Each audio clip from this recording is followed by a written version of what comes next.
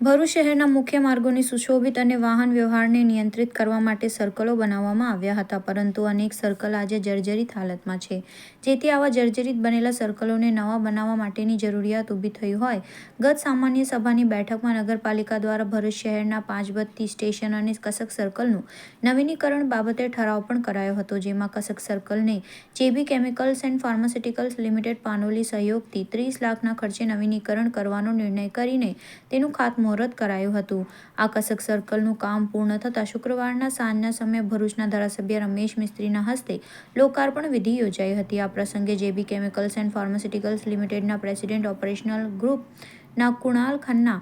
પૂર્વ ધારાસભ્ય દાદરા નગર હવેલી, દમણ અને દીવના પ્રભારી દુષ્યંત પટેલ, ભાજપ જિલ્લા પ્રમુખ મારુતિસિંહ અટોદરિયા, જેબી મોદી કેમિકલના કમલેશ ઉડાની, નગરપાલિકા પ્રમુખ વિભૂતિબા યાદવ, ઉપપ્રમુખ અક્ષય પટેલ, ભરૂચ પાલિકા ચીફ ઓફિસર હરેશ અગ્રવાલ સહિત મહાનુભાવો ઉપસ્થિત રહ્યા હતા.